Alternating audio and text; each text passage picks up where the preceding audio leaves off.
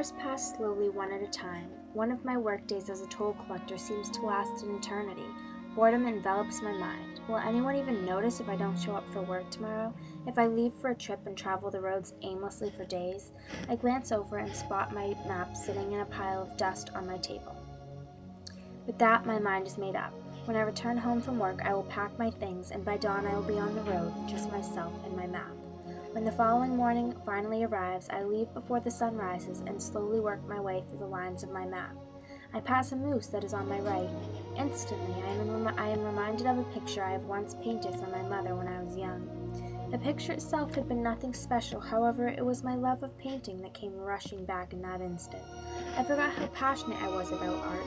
I suppose it was my lifestyle that hindered my ability to grow in that area.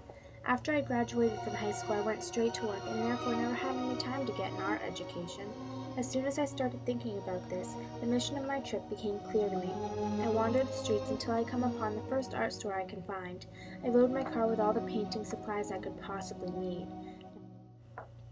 Now the only problem is, what will I paint? Where will I go? I get back on the road and it hits me instantly. Ever since I was young, I've always been fond of tropical rainforests. I mean, just think about it.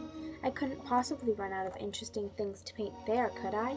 So many different plants and animals, I would never run out. I look at my map and head straight toward my destination. When I finally arrive in the rainforest, I am awestruck at all the possibilities I see before me. As days pass, I slowly work toward capturing as many scenes as possible.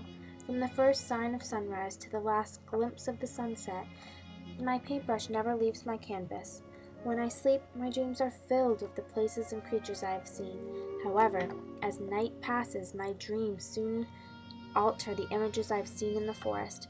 My mind develops countless unique creatures that I have never seen before, ones unique to anything else on this earth. I decide to add some of these unique creatures from my dreams into my paintings each day. After I've done quite a few paintings, I decide to look back over them and see how they all look so far. As I flip through all of them, it occurs to me that none of my paintings fall under any of the typical art movements that most artists paint in. It doesn't fall into the category of Impressionism, Post-Impressionism, Fauvism, or even Cubism. It looks nothing like any of the other paintings I've seen from other painters of my time, such as Pablo Picasso and Edgar Degas. I wonder if my paintings will even compare to those created by these artists. Years after my trip, when I have returned and all of my paintings have been viewed around the world, it turns out that although I never conformed to any art movements or styles, I was still able to be a very successful painter and make a mark in the world of art. In looking at this project, I observed a more contemporary artist and linked one in particular to the workings of Henri Rousseau. Janice Casper uses similar styles as well as subjects in her painting. She paints objects as she sees them, usually in solid colors, just as Henri Rousseau had. In response to Janice Casper's work, I designed a painting of my own that reflected both her style and her subject.